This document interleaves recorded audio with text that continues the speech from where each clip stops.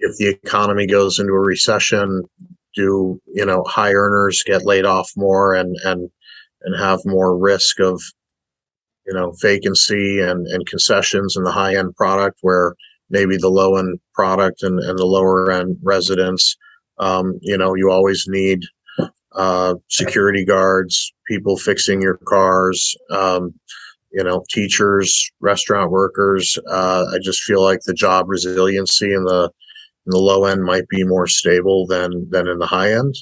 Welcome to the How to Scale Commercial Real Estate Show. Whether you are an active or passive investor, we'll teach you how to scale your real estate investing business into something big. Craig Berger's passion is owning multifamily apartments and other assets that deliver the best possible customer experience while generating robust, risk-managed returns for his investors. Craig, welcome to the show. Sam, thanks so much for having me. Really appreciate it. Pleasure's all mine. Craig, there are 3 questions I ask every guest who comes on the show in 90 seconds or less. Can you tell me, where did you start, where are you now, and how did you get there? Where did I start? I started on Wall Street as an equity analyst, analyzing semiconductor companies, wanted to do something more. I've spent 12 years there, but after a while wanted to do something more. And so I left to roll up my sleeves and be a little more entrepreneurial, and felt multifamily was a great place to be. So where am I now? We've acquired close to 2,000 units. We're past the startup phase. I guess I'd call myself an emerging manager.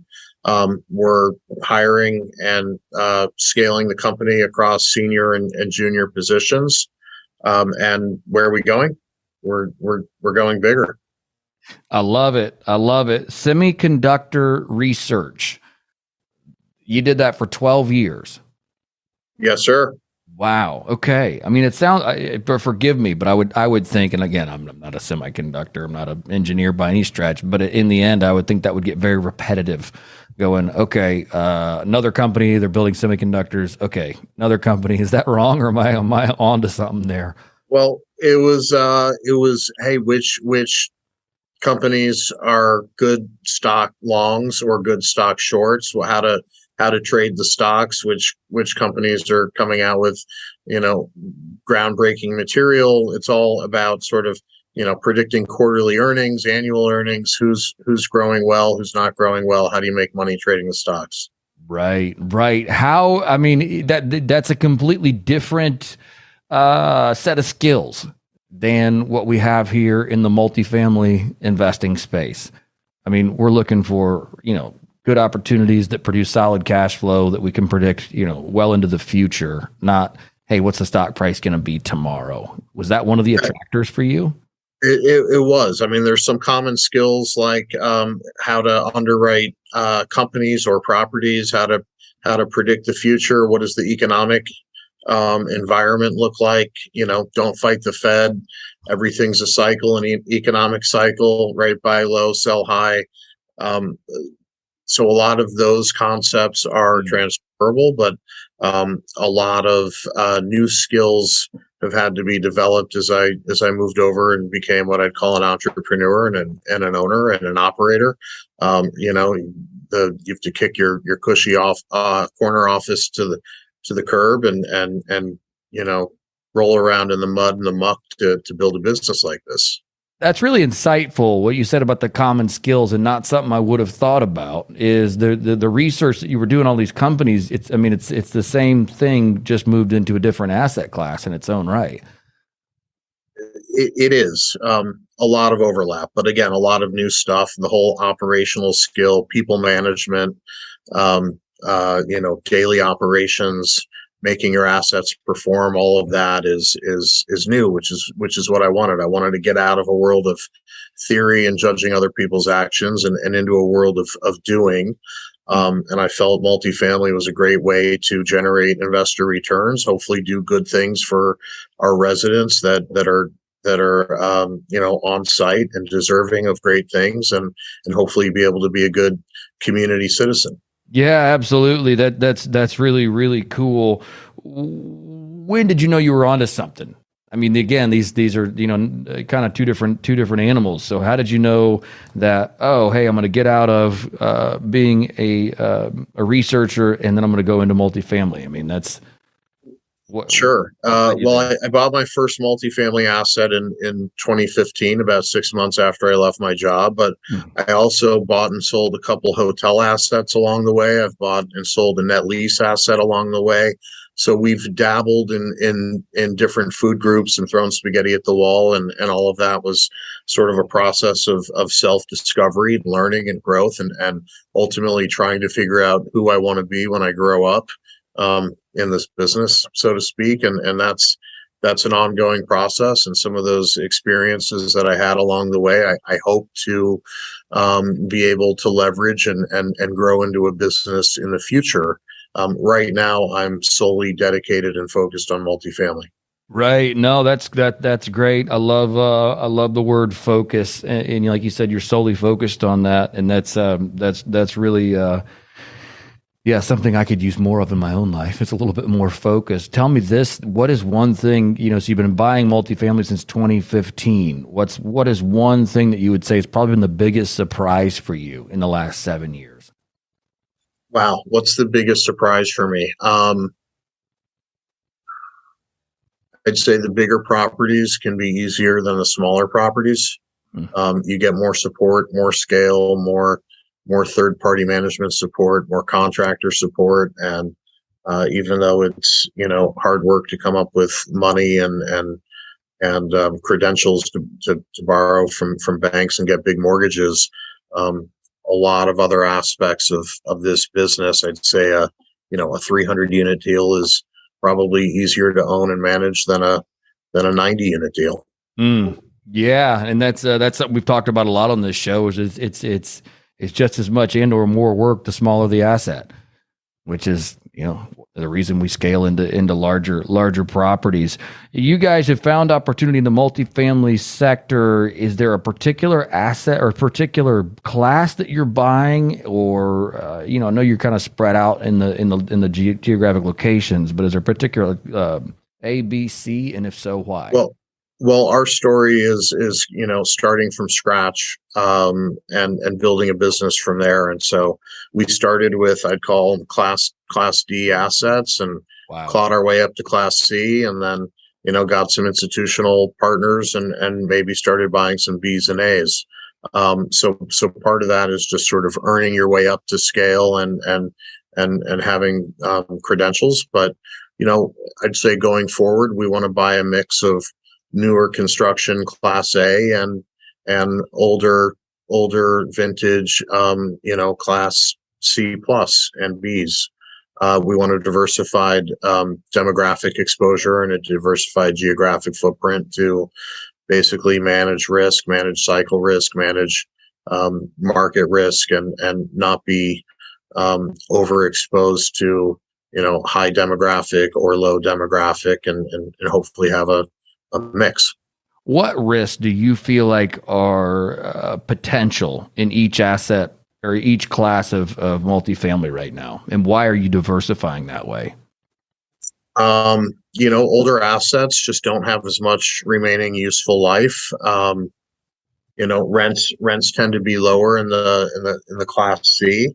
The resident challenges can be a little greater. The non-payment of rent issues can be a little greater, but I think you also potentially have larger percentage increase in top line growth. A move from 750 of rent to 1,000 of rent is 33% growth in top line. So we want some of those challenges and exposures. On the other hand, the class A stuff, rents are already high. Is there a lot more upside from here? Maybe not. I think it depends on what markets you're in. Obviously, the assets tend to be newer, nicer, a lot more expensive per door.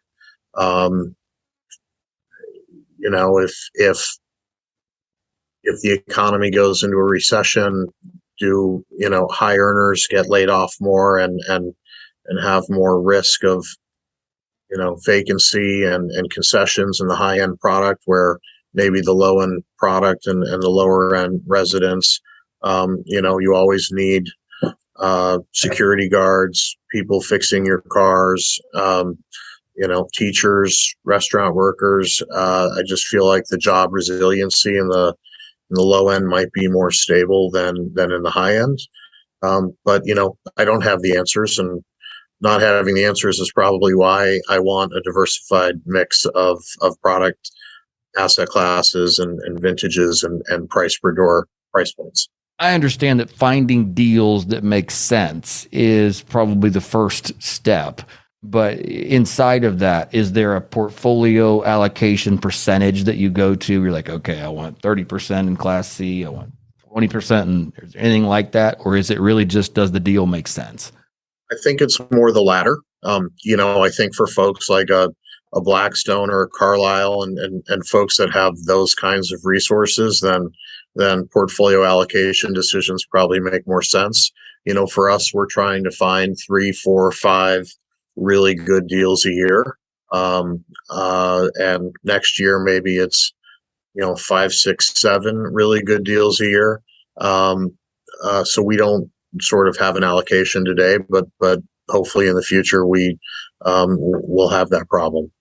Do you feel that everybody kind of has to go through that cycle of buying Class D to C to B to A like you did, or is there a better way? There's probably a better way. I didn't do the better way, but I think it's go work for Blackstone or Angelo Gordon or other smaller investment firms that are still doing large volume of business. Work for 24 months and 2 or 3 different jobs, build relationships inside and outside the company, and then when you're ready to lateral over and do your own thing, you've got more credentials and experience. For me, after working for 12 years on Wall Street for other people, I was thirsty to go out and do something on my own and create a company with the type of company culture that I wanted. But it's a much harder road to travel, than what I described a moment ago. So right. What's one thing you're doing right now that separates you as a buyer when you're going out and competing for assets? Wow. Well, 45% of the country rents. There's a lot of multifamily operators. So honestly, I don't think anything separates me from, the other thousands and thousands of operators out there. There's a few things that I think we do well across asset management, being hands-on with our assets. Specifically in terms of acquiring assets and the process, we try to source off market. We have different resources that we utilize to do so. We obviously bid a lot on market. We underwrite a lot of deals. We make a lot of offers. We hang around the hoop.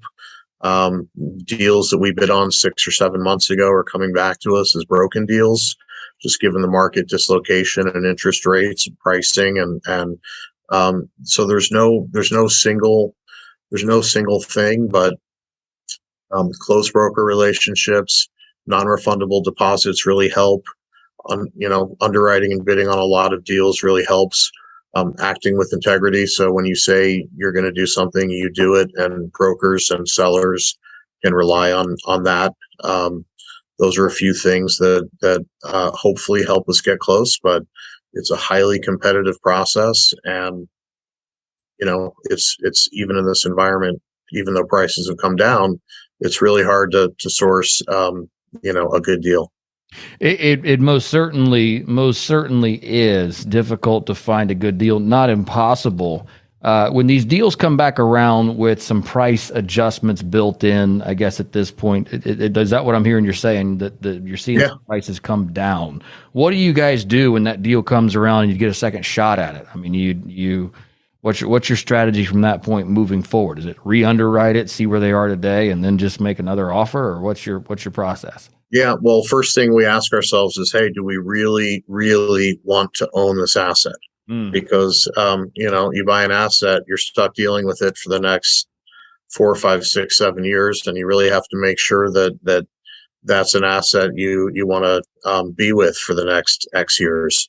But yes, we re-underwrite it. We updated financials, updated interest rate and debt environment inputs, updated cap rate assumption. But we generally feel like we know what it's worth from before.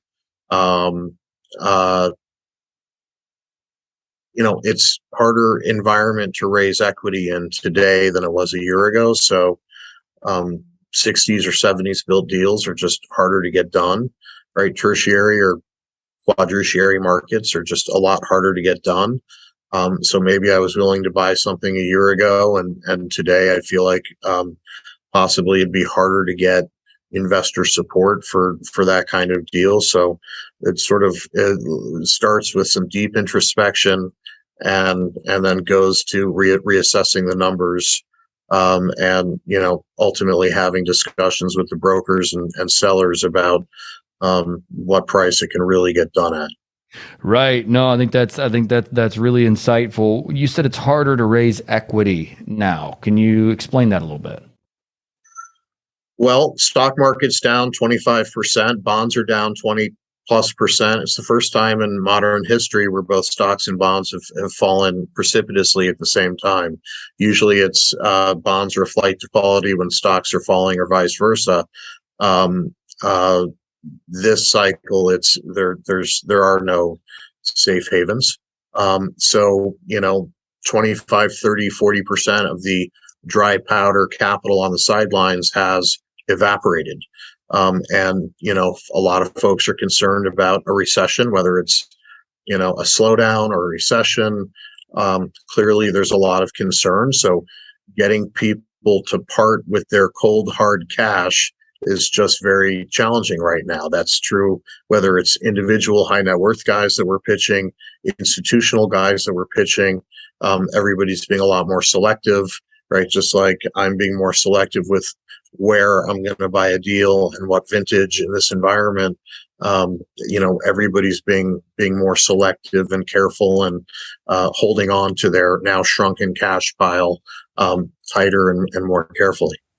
Do you feel like, as a deal sponsor, that there's something or that you and or us as sponsors as a whole should be doing to educate our investors on this front? Because my contention, and maybe you can either agree or disagree, whatever you want to do there, but my contention is that when everybody gets scared and people stop investing is when you're probably approaching the right time to begin investing.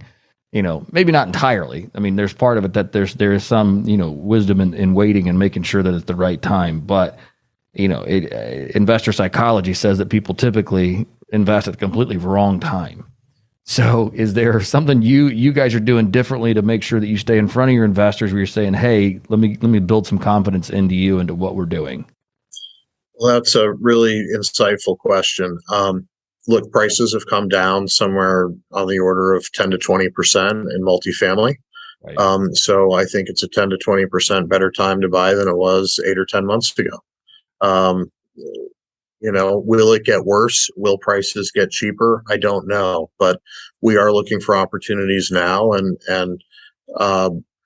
any deal that I buy, I have to have pretty good confidence that I can double our equity over a 4 to 6 year hold period. There's a lot of benefits for investors to going into multifamily, in addition to doubling your money over roughly 5 years. And I just look at the NASDAQ or the stock market. I just don't think the stock market is going to double from here over the next 5 years, unless the Fed starts easing and getting super loose again, in which case multifamily is also going to go haywire. And shoot to the upside. So I like multifamily. I think it's a great time to be buying right now, if you can lasso together the resources. Obviously, if you're one of the firms that has on balance sheet dry powder, it's a tremendous time to throw your weight around and scoop up assets. Could things be cheaper in 3 months or 6 months? anything's possible. Bridge debt is expensive. Folks that were over levered are going to feel pain in the coming year. It might be hard for them to refi with similarly high leverage, especially now with bridge debt rates about 7%. So maybe things get worse, but I'd say we're at least, halfway, if not more, from peak to trough pricing in multi, and we're out looking for opportunities and looking to double our investors' money reliably and predictably over a 5-year hold. I love it. I love the way you're thinking about that. That's really, really great. Certainly appreciate you giving some insight on that. When it comes to the tenant experience, what is one thing that you guys are doing that you feel like is different maybe than other people are doing in the industry as it pertains to your tenants? Well, it's a huge industry, so I think everything's being done, but we try to have resident events and resident engagements at least once a month, and drive a real sense of community at the property level. We obviously are renovating the vast majority of our deals and looking to give our residents as high of a quality of life and quality of home living experience as possible. We're working on some corporate level give back programs for residents in need. We don't want to impugn property level performance by doing charitable giving at the property level, but at the corporate level, if there are hardworking, salt of the earth residents that truly need a helping hand, I think it's important to work to give back to those folks. We're pretty small today, but we're working on establishing some formal give back programs at the corporate level.